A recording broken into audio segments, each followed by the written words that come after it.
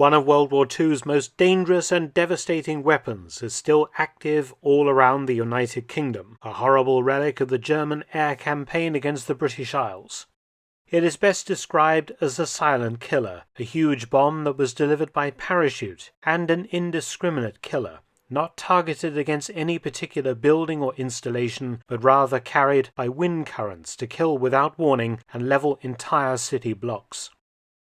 Not until Hitler unleashed the V-1 flying bombs against Britain in 1944 was a weapon of comparable destruction seen, nor one that was as feared by the civilian population.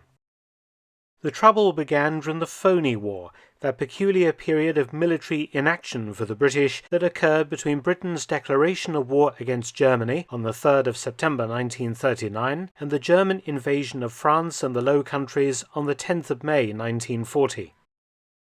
On the night of the 30th of April 1940, anti-aircraft guns at the Suffolk port of Felixstowe opened fire on a lone German Heinkel HE-111 bomber that crossed the coast in heavy fog.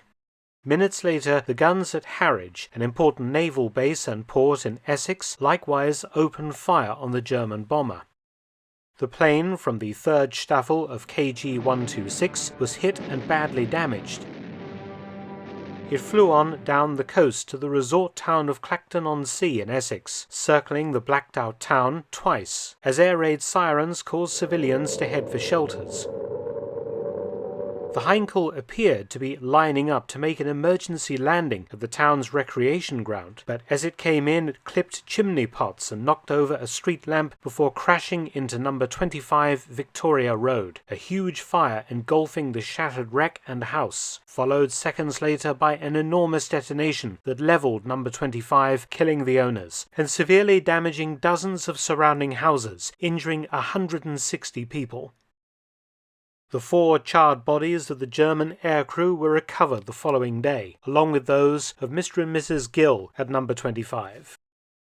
As ARP and rescue personnel and firemen picked over the wreckage at number 25, a large cylindrical object was noted, many thinking it was the home's hot water heater, until a closer look revealed no attached pipework, green paint and German writing printed on the casing. A naval officer quickly identified the object as a German parachute mine, and a special naval bomb disposal unit was rushed from Portsmouth to make it safe.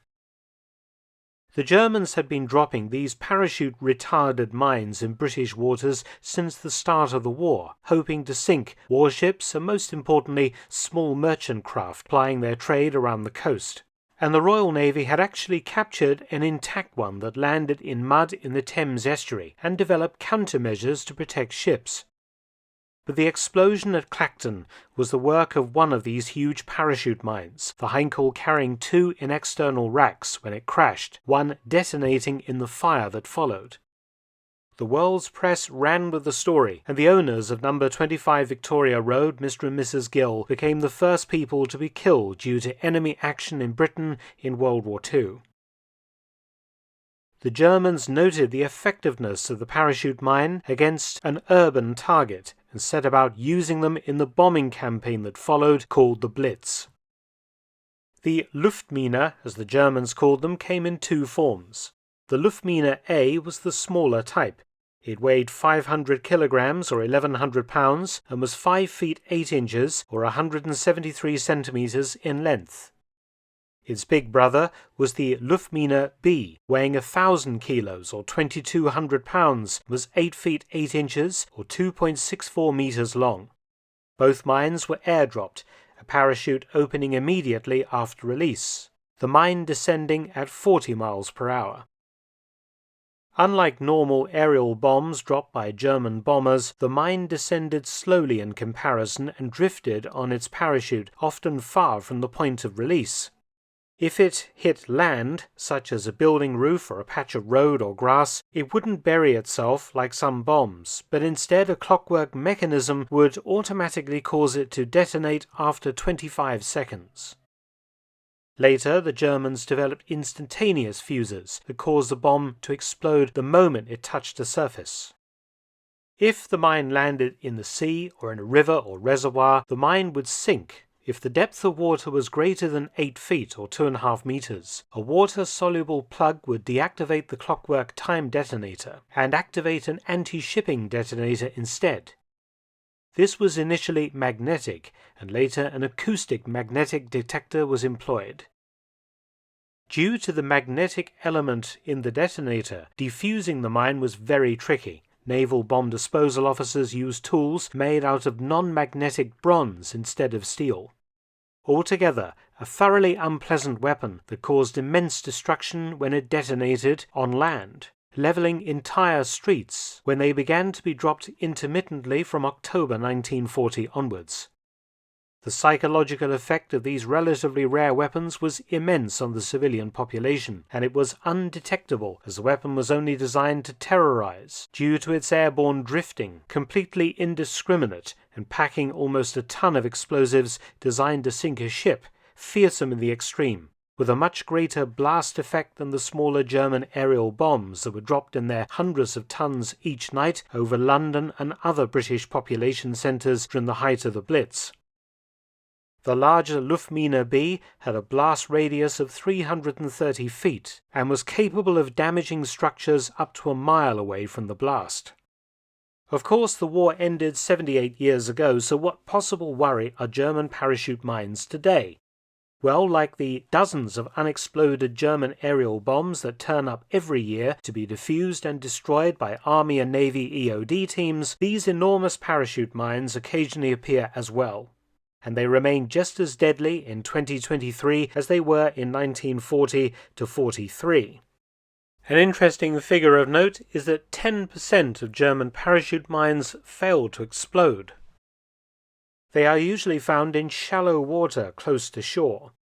In July 2011, the dredger Congo River was at work 7 miles off Walton-on-the-Naze, Essex, a seaside town adjacent to Clacton where all the trouble started, when something became lodged in the dredge head.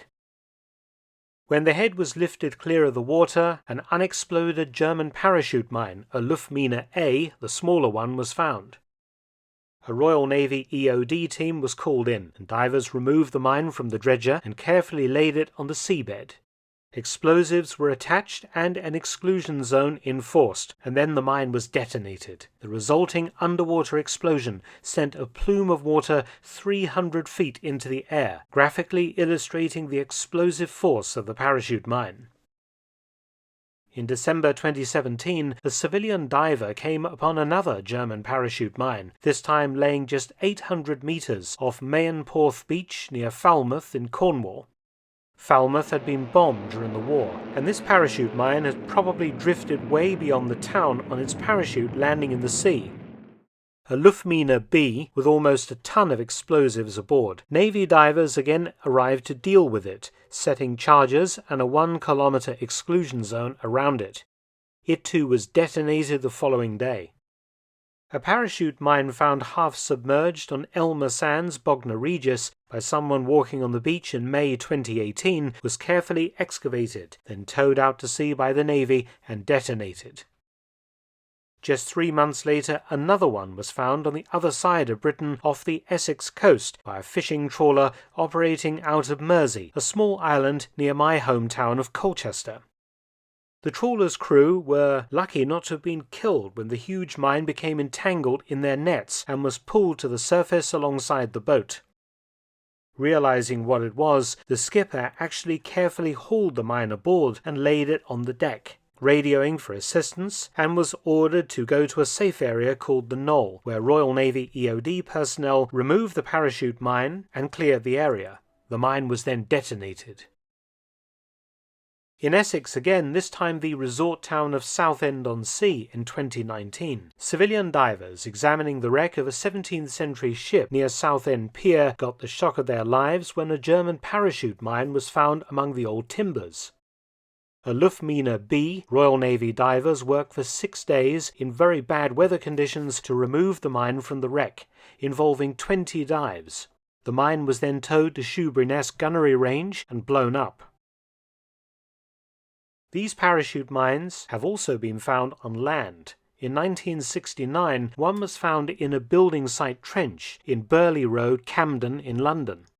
It was so difficult and dangerous to defuse in situ that the bomb disposal officer later received the George Medal for his gallantry. If it had blown up, it would have knocked out an adjacent London Underground line and a surface railway, plus several high blocks of flats and old terraced houses. A huge evacuation effort was required, but the rarely found parachute mine was successfully dealt with, and a huge amount of damage and destruction in central London was avoided. It stands to reason that many German parachute mines remain in the seas and estuaries around Britain, and some may also lie undiscovered in inland rivers, reservoirs, and lakes. They are just as deadly as when they descended by parachute 8 decades ago, and should not be tampered with if found. And that goes for all the other types of German bombs that still litter Britain, from the little 1-kilogram incendiaries to the big aerial bombs. Like this 250-kilogram Luftwaffe bomb that detonated prematurely at Great Yarmouth, just down the road from where I live in Norwich. The bomb, which went off in February 2023, was being defused at the time.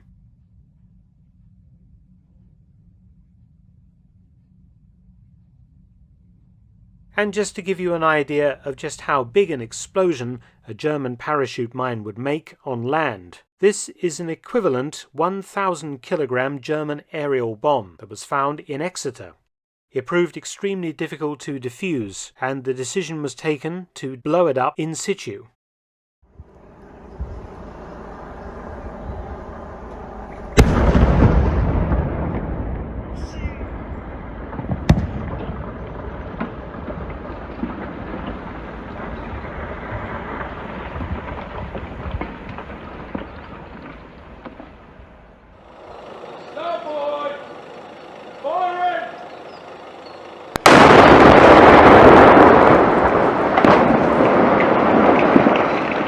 Many thanks for watching. Please subscribe and share, and also visit my audiobook channel, War Stories with Mark Felton. You can also help to support both of my channels at PayPal and Patreon, details in the description box below.